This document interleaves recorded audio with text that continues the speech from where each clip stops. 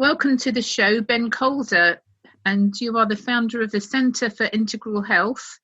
You're a kinesiologist interested in epigenetics and specialising in nutrition. Well, that's a whole load of stuff there. We could go anywhere in that conversation, Ben. Hi, Elaine. Yeah, thank you. Yeah, lots of years, 16 and a half years in professional practice and almost 30 years since I started, from a personal point of view, looking at sort of complementary and alternative health as well. So yeah, you could say there's quite a bit of stuff in there. Not bad for a 25-year-old. Is that how young and beautiful I still look? Thank you. Yeah, You get you full do. marks today. Wonderful.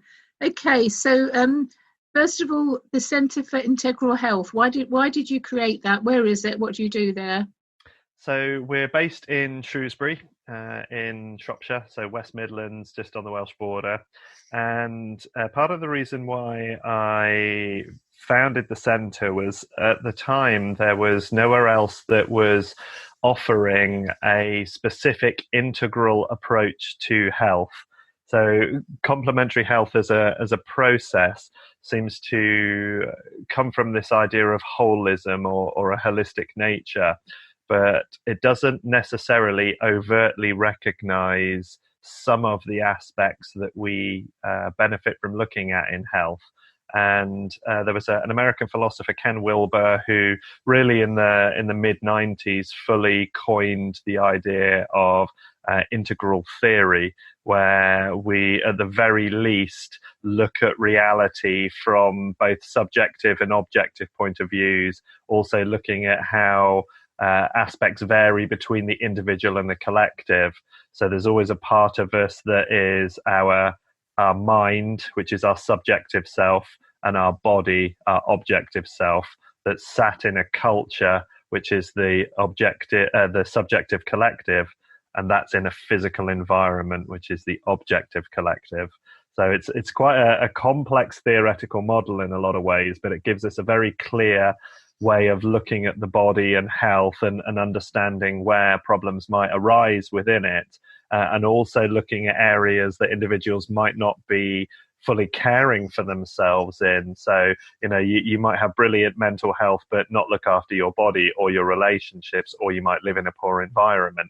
So these other aspects can affect your health. And I wanted somewhere that really overtly and clearly highlighted all of these different aspects, so that people kind of knew when they were coming to us that we weren't just looking from a symptomatic point of view. We were really trying to understand deep causative aspects within their health, so we could give them the best support and help possible.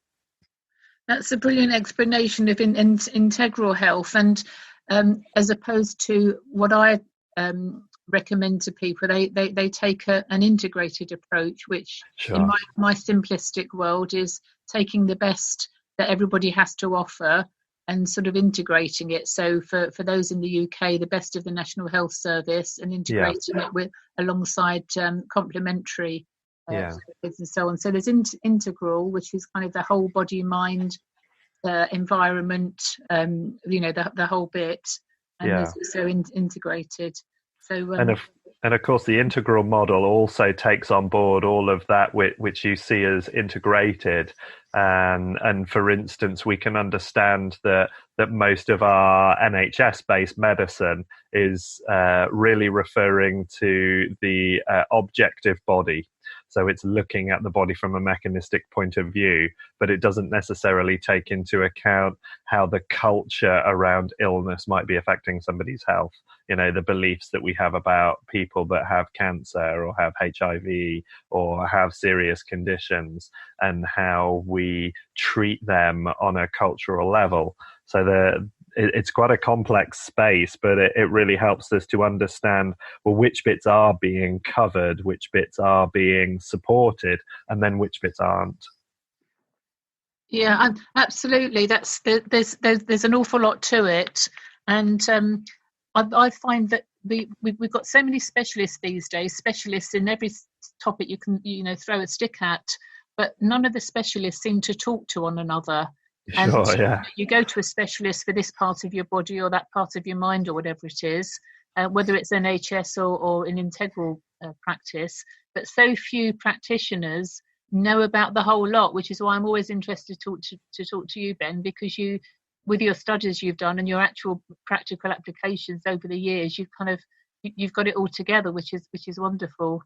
Yeah, sure. But as time goes on and the more is learned, I realize there's more and more to integrate and become aware of, and more possibilities. So it's which is good in one way, because there's a never-ending range of ways to skin the proverbial health cat.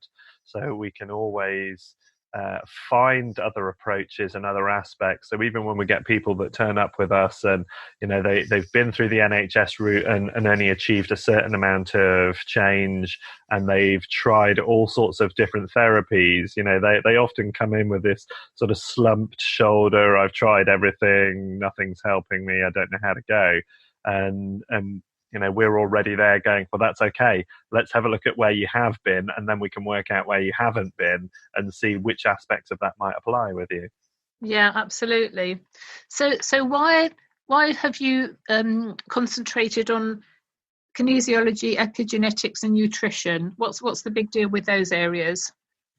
So one of the things that we find, or I find with a lot of the people that I see, is that the way that they've become ill, and I don't look at illness as an event really, unless there's been something significant like a car crash or a real piece of traumatizing activity. I don't look at it as an event, but an accumulation. We're the sum total of all the things that we have and haven't done. And one of the reasons why people are ill is because some of those choices that they've made do not support them. And one of the reasons why they're not worse off is because some of the choices that they make support them and encourage health with them. And one of the things that I find with a lot of people is that they don't even recognize the basic fundamentals of how their vehicle works. And a lot of us, we know how to use our phones, but we don't really have an idea of how the phone actually works. We know how to use our cars, but we don't really know how the car works. And our bodies are often the same. We kind of know how to use it, but we don't really understand how it works. And we don't really understand the implication of the quality of the parts we put in, the quality of the fuel we put in, the regularity and the nature of the servicing we give our body as a vehicle, but also our state, our mental state as the driver. And, I kind of, again, this is the subjective and objective sides of that integral model. And so very few people, they know that something's not right. They know that they don't feel good. And they want a very simple way to be able to start taking control and start taking positive measures. And I find, because within epigenetics, we use three sort of generalized body typologies that link roughly into kind of endomorphic, ectomorphic, and mesomorphic body structures. And so this is basically tall people, short people, and people in the middle. And we can look at genetic typology coming from that, and there's a series of generalizations that we can apply to it. And I often link this to a little bit like knowing whether or not your car is petrol, diesel, or hybrid electric. And because you've just had to kind of guess for the whole of your life, you don't really know what type of fuel and the mechanics of the vehicle you're using. So the epigenetics work allows us to explore that information so that people can understand, okay, my system will run better if I fuel it like this and treat it like this. And so often people will say to me, I've kind of noticed in the past when I ate like that or I behaved like that, I was so much better. I don't know why I didn't stick with it. And so it's a really good step to really give people power and to give them choice so that they can improve their health by understanding the blueprint of who they are as a human being. That's a great explanation. And in essence, it's about knowing our body, isn't it? And as you say, Really? If we're eating something or drinking something that doesn't agree with us, then, don't do it again. Take note of it, be aware of it, concentrate on the things that do make your body work better and make you feel happier and healthier. Absolutely, and it's not always easy for people to really understand how complex the body is and how many processes are going on. And if we take something as simple as the energy production within the cells that are done by the mitochondria, the little tiny organelles inside the cells, very few people realize. You see a diagram in a biology textbook or an anatomy textbook, and there might be 3 or 4 mitochondria bouncing around in a cell diagram. But when you realize that in muscular cells, there's 2,000 of those little organelles per cell, in cardiac and in some of the neuronal cells, we've got 5,000 of these little organelles working away to produce energy for each cell. And all of them are magnesium dependent, or they're zinc dependent, or they require certain activated B vitamins. And being able to use kinesiology as a diagnostic tool to find out, so the 2 things that we see the most probably are pain and tiredness. They're the 2 commonest kind of statements that I get for people looking for change in their life. And so we can use kinesiology to literally track through and find out whether or not the energy production within the cells is operating. And if it isn't, where is it falling down, and what's the thing that changes that, so that we can give them very clear information about what we're finding and how to change it. And they feel empowered to then go away, put this stuff into process, and we see some fabulous changes with it. Give us a rundown for the listeners' benefit who've not come across. You pronounce it kinesiology. I know it as kinesiology. Give us a rundown on what it is and why we should take note of it. I mean, it's an incredible tool, and it's kind of meaning in a general sense is manual muscle monitoring or muscle testing. And kinesiology was developed really in the late 50s by a very famous chiropractor called George Goodhart, who went on and formed the International College of Applied Kinesiology. And over the next kind of 30 years, there was well over 20 different schools of kinesiology that developed from his original work. And they all use muscle monitoring. So they're all putting limbs into fixed positions that represent the way that a muscle contracts, and then applying pressure into that and observing whether or not the muscle engages or whether or not it inhibits. And we're able to use that binary response because the muscle either switches itself on, it engages, or it inhibits and doesn't switch on. So we either get a muscle that stays static or it moves. And we can use this as feedback from the nervous system to show us whether or not something is supportive for the body or whether or not something has an inhibitory effect. And this is something that we've actually all been doing for the entirety of our lives. We just don't know that that's what's happening, and therefore we don't use it as a resource. So as an easy example, if somebody you don't like comes around the corner, there's this sinking, the whole body has that little collapse, and you'll feel the gut drop, you'll feel parts of the body drop. And you can get it if you get a piece of bad news, or if something that you're not sure about doesn't work out. There's this sense of in the system.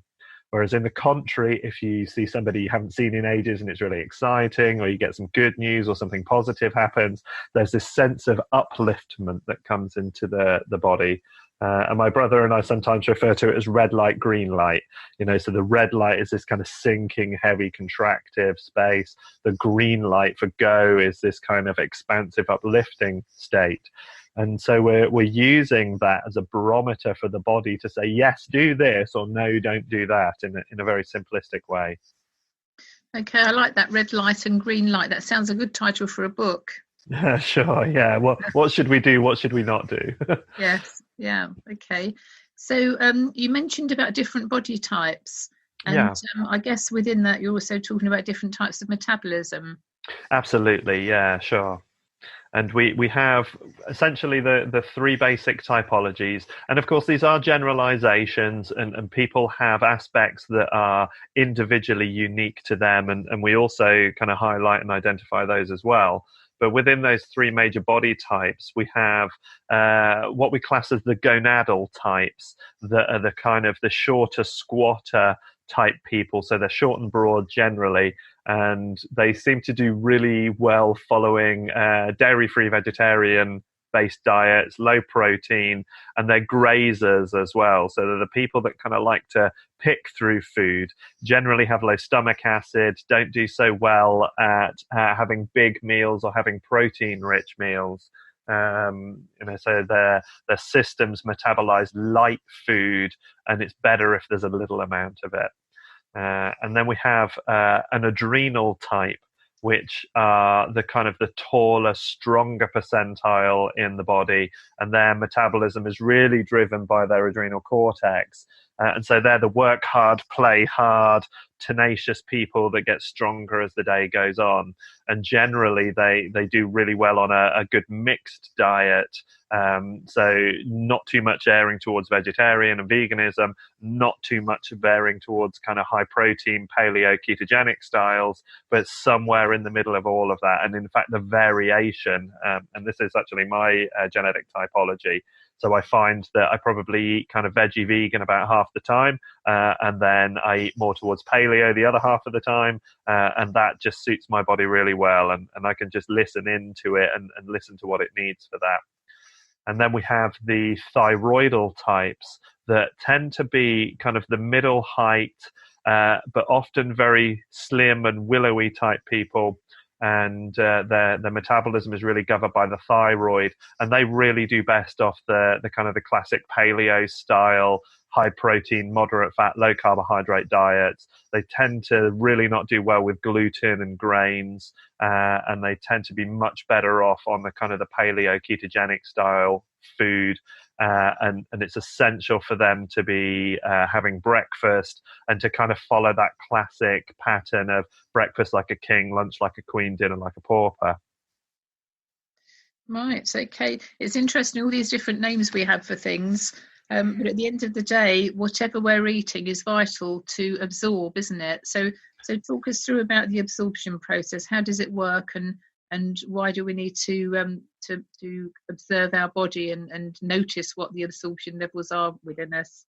Yeah, I mean, we've all come along with the pattern of we are what we eat. You know, Gillian McKeith made that really famous when she was kind of profiling kind of a decade or so ago. But more importantly, we've got to remember that our alimentary canal is essentially an outside of us that runs through the middle of the body. So it's a hollow tube that's convoluted and twisted in a series of amazing ways, with lock gates and all sorts of other things in it. But essentially, it's very similar to the outside of us. It's a protective layer. So you could almost think of us more of an elongated ring donut, that the membrane between that kind of crusty, sugary outside of the donut and the soft, doughy bit inside, we've also got that within the gut. And so the initial point of absorption is always through the gut. And if we don't absorb, then it doesn't matter how good the quality of what we're putting in is. What's actually getting to the important part is very limited. And so we've got a couple of layers of the self that we can have problems with. And the first of that is the gut lining. And we can have an incredible amount of congestion from poor bowel movement, which can lead to compacted feces through parts of the digestive tract, and old rubbish just being left in there. And so our absorption through the bowel can be quite poor. But almost more important than some of this residue is the health of the gut bacteria. So the gut bacteria are a little bit like the fungus for roots on plants, is essential for helping us to digest and transfer some of the matter that we digest and move it in through the gut lining into the bloodstream. the ability that we have for chewing our food thoroughly and making sure that we're fully masticated. And I was talking about this last weekend on one of my Qigong workshops, and talking about a yogi who was published in a series of Time supplements all the way back in the early part of the 1900s, called Ramacharaka. And he had a very simple adage that was, drink your food and eat your drinks. And it simply meant to chew as thoroughly as you could until everything in your mouth was liquid, so that when your digestive enzymes start to act on it, they're acting on the most broken down form of that food that they can, because they have a finite capacity to be able to digest. And so if we haven't broken the food up enough in the mouth, there's a limit to how much the enzymes will then break down the food. And anything that doesn't break down hangs around and it starts to ferment. And that can often be where we end up with our bloating, our discomforts, and our wind. So the chewing, the gut bacteria, first part of that absorption process. But then the quality of the cells that line the gut bacteria, and these are some of the most rapidly replacing in the body. But like a lot of our cell membranes, they're all phospholipid membranes. They're all actually made of fat. And so, again, these low-fat diets and all this obsession we've had over the last kind of 40 years of low fat has actually been causing our gut linings to be less healthy than they could be.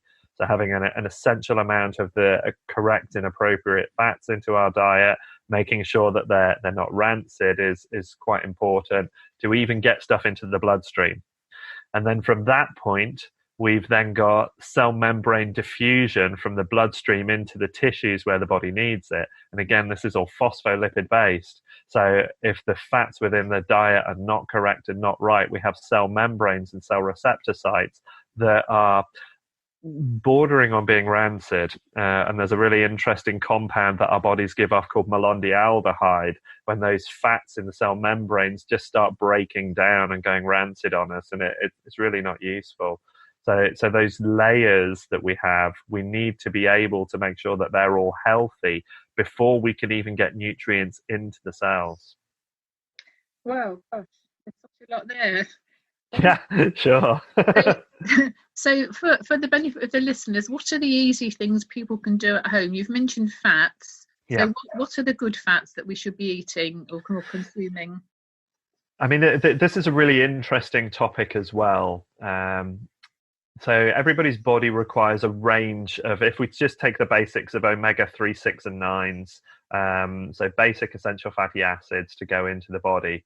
Now, it's very easy for us to generally get our omega-6s, and we can get that through a lot of the cold-pressed seed oils, and also our omega-3s we can pick up through things like flaxseed, fish oils, but the quality is paramount. And this was highlighted very recently. We were having a discussion at the Epigenetics annual conference about olive oil and about the qualities of olive oil and where we can get good quality olive oil from. And we were looking at a report that came out a few years ago, where a German researcher had taken 31 brands, not samples, but different brands of olive oil from supermarkets in the UK and sent them to an oil testing panel in Italy to be examined. So these are all labeled as extra virgin, and so all being sold as cold pressed and the best quality oil that you could get. Now, when the Italian panel investigated them, they found that only one of the 31 was even extra virgin. 9 of them were virgin or refined. And then the other 21 were all lampante, which is lamp oil, not fit for human consumption. Oh. So we have to be super careful about what we buy. And if we want really good oil, I mean, again, fats like butter, coconut butter, good quality organic sources, but our oils, our seed oils, need to be virgin, cold pressed, organic, and from a reliable source. And they need to be in glass, and that has to be dark glass. Otherwise, by the time you've bought them, they are already rancid and already useless. That's interesting, and it just shows how effective the marketing of these brands are. If 31 of them, only one of them actually was what it said on the container. So for the consumer, the average consumer going into a store, if it says on there cold pressed virgin olive oil, you'd expect it to be that. So I think your point about the make, the brand is really important. Sure, and you always know that if it's not in dark glass, it's rancid. You can follow that as a rule of thumb, because oils oxidize so very quickly, and if they're not produced very well and they're not produced in very good standards, then before we've even got hold of them, they'll have been rancid and sitting around for way too long. And it's amazing how many deodorizing processes and clarification processes cheap oils go through to make them fit for human consumption.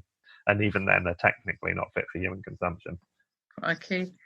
So I've heard about the balance between the omegas. You mentioned 3, 6, and 9.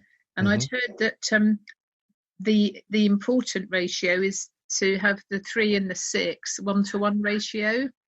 Sure. I read a report recently that's saying that the average European has a ratio of about 17-to-1 omega-6 to omega-3. What's your view on that? What can we do about it? Yeah, sure. I mean, essentially, I've also kind of read into that data, and we tend to, within the epigenetics work, we look for an ideal ratio of somewhere between 1-to-1 and 4-to-1. And as you say, many people are anywhere between 12-to-1 and 17-to-1 when you look at them. And it's usually a lack of omega-3 oils, and it's the omega-3s that are coming through in our fish oils, and we also get a good balanced ratio in things like hemp oil, and we also get a good source of omega-3 from flax as well. So flax is one of the best ways, and fish oil is one of the best ways of boosting that omega-3 and lifting those ratios up. Plus, of course, it's useful if we identify where our sources of omega-6 are coming in. So how much cold-pressed seed oil, things like sunflower oils, are we using for, as margarine, or how many processed products are we using that have oils in? And again, these will tend to be omega-6s that have probably gone rancid in the product already. So just having that awareness within the processed food and making sure then that we're using cold-pressed seed oils, which are best absorbed in the evening, interestingly enough. So putting oil on your breakfast and on your lunch is not as effective as if you have it in your evening meal. Your body produces more of its lipase in the evenings, so we get much better absorption of fat in the evenings. Interesting. So what's your view on the to improve gut health? I read from time to time articles about colonic hydrotherapy. Is that a good thing to do to clear the compacted matter away, or is it going to disrupt the situation? A little bit of that depends on who is doing it in terms of the practitioner, and also who's having it done in terms of the participant. I mean, personally, I'm not a massive fan of colonics because they're quite a strong process, and I'm more for encouraging a top-down approach and looking at gentle bowel clearing. So using things like bentonite clay, using things like psyllium husk, so that you can kind of broom out the bowel over a longer period of time. And again, making sure that you're eating a good range of leafy greens and other vegetables that have plenty of cellulose fiber in them that is hard to digest, but also contains a lot of our insoluble fiber, which is really useful as a prebiotic. So it can encourage the growth of our healthy bacteria because it's kind of to a degree indigestible by our gut. So it helps to sweep it all through, plus encourage those healthy gut bacteria. So for me, I'm much more a fan of the top-down approach. Plus, it's also really important, if you're not sure, to have your gut bacteria checked by somebody that can look at a range of bacteria. And again, from the epigenetic point of view, we tend to look at, there's about sort of just over 20 bacteria that are commensurable for all human guts, and all human digestive tracts should have them. And it's easy to go and, get one of these fairly pointless drinks from a supermarket that's probiotic, or to go and buy a probiotic from a health food shop and think that that's going to be useful. And it might be. But part of the problem can come is that all of the gut bacteria, the individual strains, all have slightly different roles, and they all live in slightly different parts of the gut in colonies, and they do different things for us, produce different B vitamins, for instance, support the immune system in slightly different ways. Now, if you've got plenty of, let's say, acidophilus in your system, but you're lacking one of the other lactobacillus strains, you might add more acidophilus in and be crowding out the strain that's already in deficiency. So it's always, from my opinion, very important to be checked to see whether or not the gut bacteria that you're taking is actually the ones that you need, because otherwise you might not solve the issue you're trying to solve and therefore think that the gut bacteria hasn't worked, but you could also be adding to problems that are there as well. How can we check our gut bacteria? Go and see a good kinesiologist, or have a stool sample done to explore that. So obviously I use kinesiology because then we can just trigger a reflex within the bowel itself, and we can compare it against all of the gut bacteria strains, and only the ones that the body requires will indicate for the body. So it's nice and simple for us. Okay, I didn't know that. Didn't know you could do that with kinesiology. Fascinating. Oh yeah, we've got a mind of incredible stuff that we can do to even examine things all the way down to a chromosomal level in your DNA, so that Wow. we can see which chromosomes are expressing adverse patterns for you and how to help those. You've mentioned prebiotics and probiotics. What's the difference? So a prebiotic essentially is probiotic food. And it's often in the form of insoluble fibers, and sometimes in the form of things like fructooligosaccharides, which are a type of kind of starchy sugar that the food sources are the best and the clearest food sources. One of the best of those is actually a compound called inulin that you find in Jerusalem artichokes. And this is one of the reasons why artichokes are jokingly referred to as fartichokes at times, because all of that insoluble fiber in the body, as you eat the artichokes, is encouraging the probiotics to kind of activate and boost themselves. And some of that for a short period of time can produce a bit more wind. And so the prebiotics are feeding and nurturing the environment for those probiotics to grow. Right, it's interesting. How interesting. So prebiotic is and we can buy inulin, can't we? We can inulin drops. That's right, yeah, and you can pick up Jerusalem artichoke extracts and inulin powder extracts and prebiotic mixes as well. And again, if we think our gut bacteria is okay but just needs a boost, we can use that prebiotic. But to a degree, a good, broad, healthy diet that's got plenty of green leafy and starchy veg in there will also do that for you. Okay, and then we've got the phenotype play in the psyllium husk if we need a bit of extra help with the. You think I'm right in saying you should be having that before meals, psyllium husk?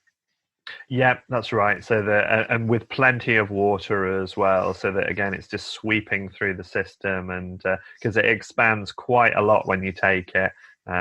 So again, if you've got people that are constantly hungry, it's an interesting way of filling yourself up. It doesn't really have any nutrient value to it, but it will give you that sense of feeling full, because the psyllium just expands with water, and that's just kind of draws very nicely through the bowel. Right. Okay. So we've had a really good run through of our gut with you. Thank you. Thank you very much for that. I hope listeners aren't about to sit down for their tea, but if they are, they can be aware of what they're eating. So what I'm hearing is that if our gut is working properly, it doesn't matter an awful lot about what we're eating, but it's better if we can have organic and fresh and do all those nice things. But it's almost like providing we've got good gut health, then what we put in isn't quite so important. So for people on low incomes, for example, and in poorer environments, the most important thing would be to concentrate on the gut, eating fresh food where you can, obviously avoiding processed food. Ideally, we want everything right, don't we? We want organic, Sure. fresh, leafy green vegetables, mixed diet, etc., and a good gut. I mean, up to a point, I would agree with that, but there are some other things that can really affect the gut health as well. So, for example, a lot of the pre-washed salads that we buy in supermarkets, they've been washed in chlorine bleach. And if we think back to Domestos adverts, what does bleach do? Kills most of the bacteria. 99%, yes, yeah. That's right, sure. So we're actually, and all of your pre-washed vegetables in supermarkets are chlorine washed because they want to kill the bacteria on them so that they can be in storage and transport for longer periods of time. So what we're doing over short periods of time is we're actually sterilizing our guts with a lot of the food that we eat. So to say that the food we take on isn't as important, there's a certain point that's true up until, but then there's another level that it really isn't. And the same if we're having pesticide laden fruit and vegetables as well. Again, those some of those can temporarily inhibit digestive enzymes and cause us other issues in the gut as well. So we should always be aiming for the best quality food, and that in itself will also help to support the gut. And there are other little things like in a lot of nutritional supplements. And again, if you want to understand the quality of your nutritional supplements, go and have a look for all the ingredients, the excipients, the binders, and the fillers that have been added. And you'll find in a number of what I would class as lower quality high street style supplements that there are considerable numbers of binders, fillers, and excipients in there. And the worst of which, in my mind, is something called magnesium stearate, which is an agent that is used within the manufacturing process to prevent the ingredients sticking to the machines. So the key that it prevents that adherence in the machines also affects the way that our guts absorb.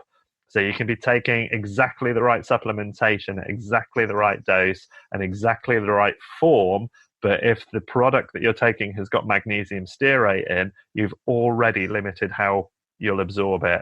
So whereas you may be thinking that you're taking 100 milligrams or 500 milligrams of a nutrient, you might only be absorbing as little as 10 to 15% of that. So really where you think maybe 1 or 2 capsules would be sufficient for you, you might actually need 6 or 8 to get to the dose that you were hoping to take. Gosh, again, checking with a kinesiologist that would tell you what dosage you should be taking and what quality, etc., etc. Yeah, sure. And obviously you can also use things like functional medicine, and they can do a lot of blood testing and stool testing and other aspects for you as well. So there are other ways to do it. Although, again, there's that part of me that always watches on blood level results, because sometimes you can show signs of excess and deficiency simultaneously. You might have really high blood levels of a nutrient, but again, if those cell membranes are not functioning adequately, you could still be deficient and starving inside the cell. And vitamin D is a really interesting aspect of that, because vitamin D, again, is a fat-soluble vitamin. It works on the nuclear receptor inside the cells. So having a high blood level of vitamin D doesn't necessarily mean that your vitamin D levels are adequate and doing their jobs. Oh, interesting, because it's said that most people with cancer would have low vitamin D levels. Sure, yes, that's right. And would benefit enormously from boosting those because of how they can support the immune system. But it's getting the active hormonal form of that through cell membranes into the nuclear receptors to be able to do that job in the first place. So what would be the best quality vitamin D to take? How is it best absorbed? So we're just coming into a really interesting development in the supplement market if we're looking at supplementing it, and that is with what are known as liposomal formulas. So liposomal formulas are very, very cleverly made, where they've taken two of the essential fats that are used to make cell membranes, which is phosphatidylcholine, phosphatidylserine, and these help to make these phospholipid membranes. And under pressure, what they do is they squeeze the nutrient molecules inside essentially a ball of this fat, of this phosphatidylcholine and serine, and that allows the cell membranes to just totally absorb and very easily to absorb those nutrients, right to the point where you don't even have to take them orally. You can actually just rub them into the skin, and the skin will absorb them straight through into the bloodstream. So that's an incredible delivery system.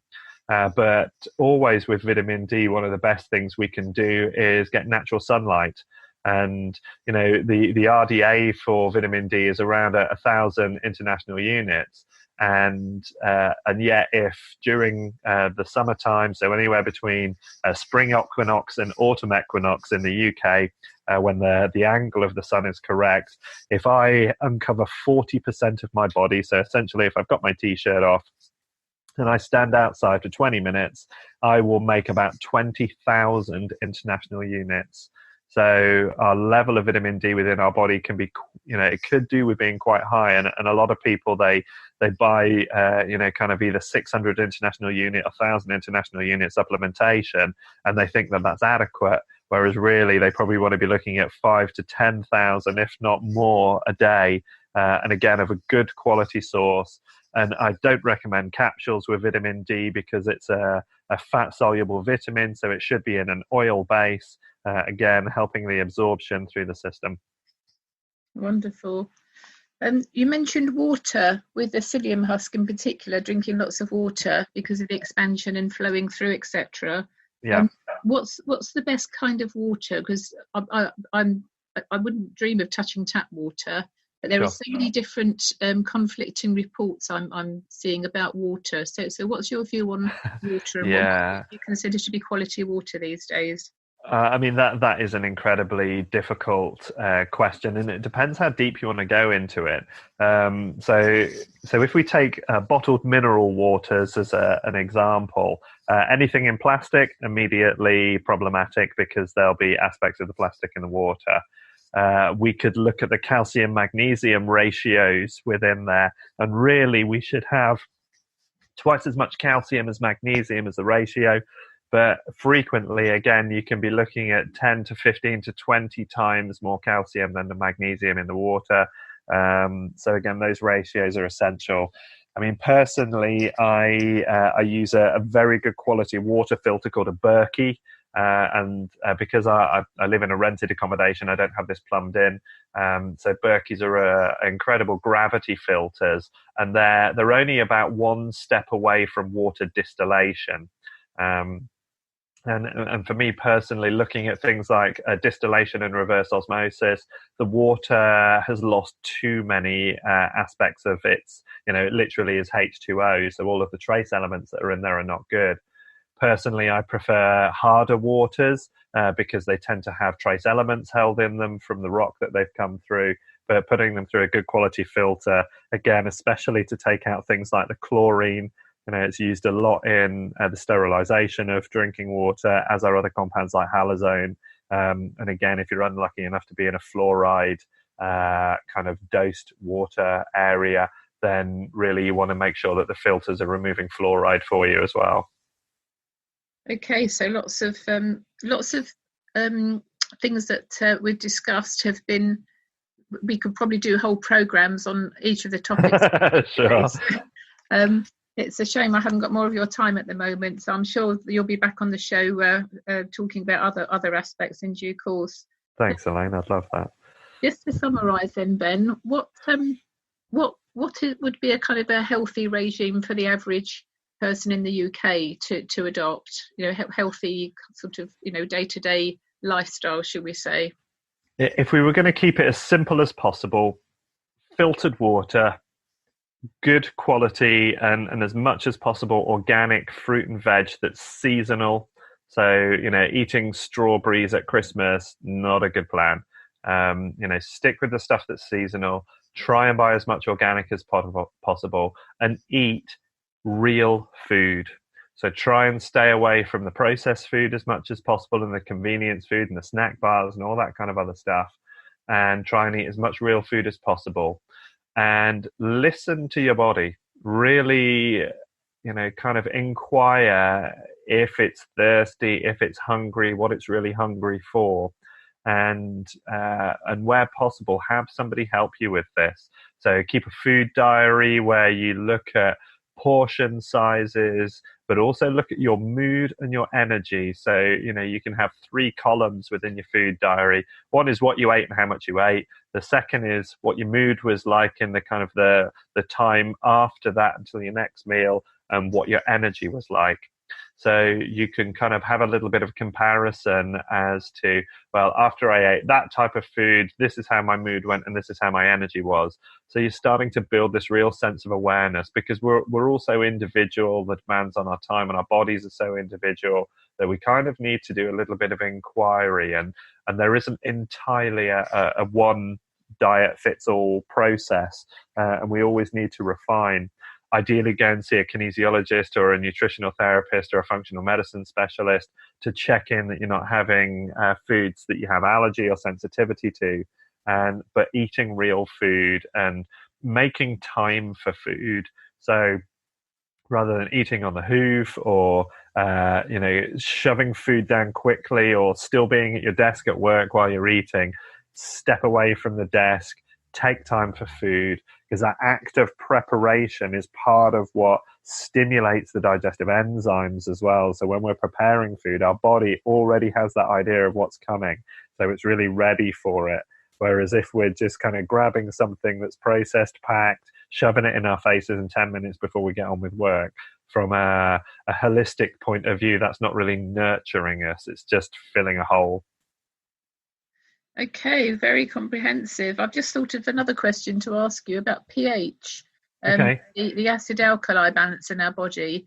When I had cancer, I was continually told, "Oh, you must have a pH of 7.365 because that's what you need to do." I've since learned that that's the pH of our blood, and it's nonsense. Yep. We can't, nobody's going to regulate your actual blood pH nor test it.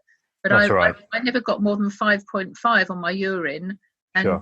I was constantly told, "Oh, that's rubbish, blah blah blah." Actually, for me, that's perfect, because Sure. I now do testing. So Yeah. what can you tell the listeners about the pH acid alkali conversation? So if we take an extreme version of that and look at something like gout, where we've got acidosis in the system, we've got high levels of uric acid within the system, and we know that comes from excessive consumption of high purine-rich and acidic-forming foods such as red meats, alcohols, cheeses, that kind of stuff. It's clear that there is imbalance in a diet at that end.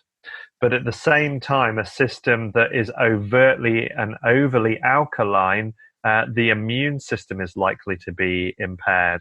Because when we're talking about pH, where are we talking about it? And you beautifully highlighted that, blood pH levels, urine pH levels, but the pH in the mouth compared to the stomach, compared to the small intestine, compared to the large intestine, compared to the blood, compared to the interstitial fluid, they are all different, and they're all different for a reason.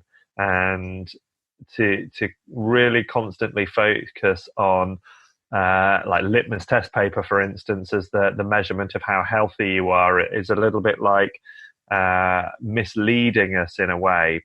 And again, it's about having the balance in the diet. So if we're breathing correctly, if we're taking enough fluids on, and again, water in itself is the only thing we're really thirsty for. Everything else is just a habit.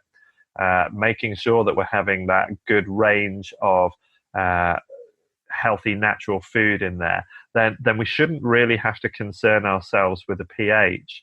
And I think a lot of people make a poor extraction from Otto Warburg's work, where he's looked at cancer and talked about it only existing in acidic and hypoxic environments. So, and those really are symptoms rather than cause. The cause is really coming from poor diet and lifestyle choices, along with trauma. And, if we can resolve those, and again, eating right for our body types and eating healthily, and looking at all those integral aspects. Where's my mind? Where's my body? How's my relationships? How's my environment? And all of these factors change that. High stress within our system is more likely to increase our acidity because our immune system is protecting us just in case we're under threat from something. So you mentioned eating right for your type. I'm an A blood type, and I understand that A blood type's a red flag for digestive disorders. Yeah, I mean, I don't personally tend to use the blood typing diets. In the kind of the research I first did it in them kind of about 14, 15 years ago, I found that some of their genetic correlations didn't really add up quite right. And according to their typology, I should be a vegetarian in my diet. And I for 12 years, I did that, and it just made me sick. And despite all of the knowledge I had about having a balanced and equal diet, and everything I did to manage my protein levels and manage my fat levels appropriately so that it was good for me, it just didn't work. And only by disagreeing with my blood type and bringing in, which interestingly my epigenetic body type highlights, to have a mixture of protein within my diet, but not an excessive amount. And that's what keeps me healthy and well. And I've pretty much been the same weight now for a number of years because I'm following this consistent pattern. And it doesn't seem to matter too much what I do or how much I eat, because I eat the right types of food for myself.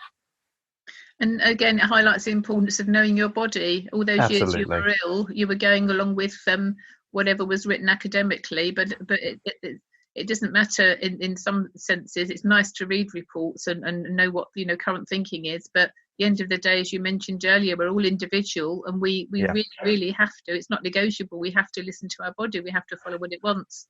Totally, and that's the exploration. I mean, I can always remember when I read Gandhi's autobiography. One of the things that he talked about very close to the beginning was the fact that his book was nearly called My Experiments in Dietics, because he spent so much of his life trying to work out what suited him the most to eat. He thought that was maybe more important to write about. And, I really kind of took that on board, that there isn't any one route. There's only the exploration of what you as an individual run best on. And we are all so unique. We're 50% our parents, but we've also got that whole genetic heritage that comes back.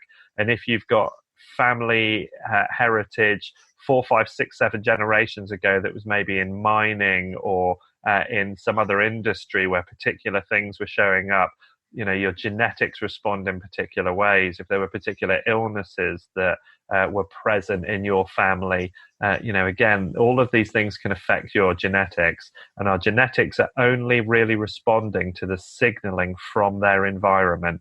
So we dropped this idea of genetic determinism a long time ago, and we look at what it is that actually tells your DNA what to do, and that comes from the environment. So working out how your cells are perceiving their environment makes a great deal of difference onto how successfully your body retains a state of health.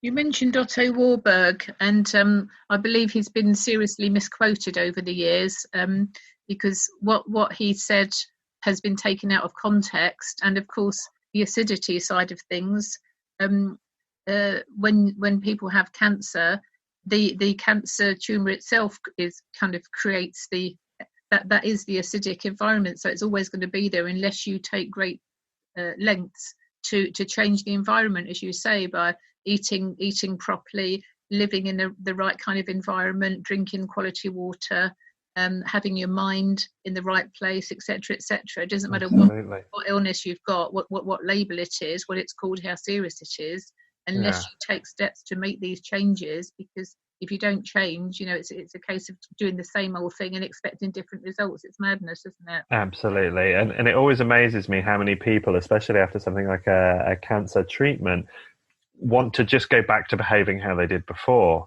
without really being giving any education or acknowledgement that, well, part of the reason why the problem showed up is because of how you lived before. And, because the cancer cells are typically functioning just on glycolysis, so just functioning on sugar metabolism for energy, rather than on our Krebs cycle, which is oxygen dependent. So as the cells become oxygen starved, and again, we're coming right back to cell membranes and absorption stuff here. This is part of what starts to change the conditions in the cells and is more likely for them to express adverse patterns, whether that be cancer or any other disease. So the maintenance of the system, just like if we put rubbish oil in the engine of the car, it's more likely to seize up or damage it.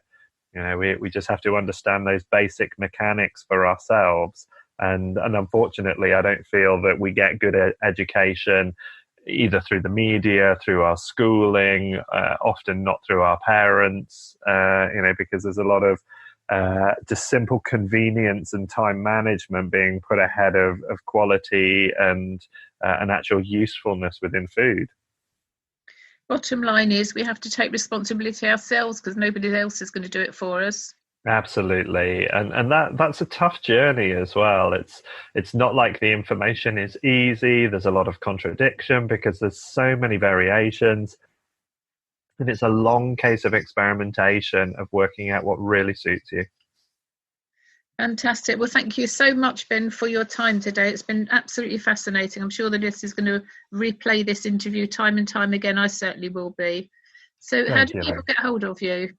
So if they want to find me, ben@bencolder.co.uk, email, or you can just go to my website, bencolder.co.uk, and you'll find me nice and easy. I'm also on Facebook and Instagram and other bits and bobs as well, but you can find all the links for those on my website. And how are you spelling Calder? Calder. So bencolder.co.uk. Yeah. Fantastic. Thank you very much, Ben. I look forward to interviewing you again, having a conversation about some other fangled thing when it gets discovered. We seem to be discovering things, quite on a quite regular basis these days, and the epigenetics conversation is fascinating. It really is, and thank you, Elaine. It's been a real pleasure to talk with you again, and definitely look forward to sharing more fun stuff in the future. Fantastic, thank you. Thanks.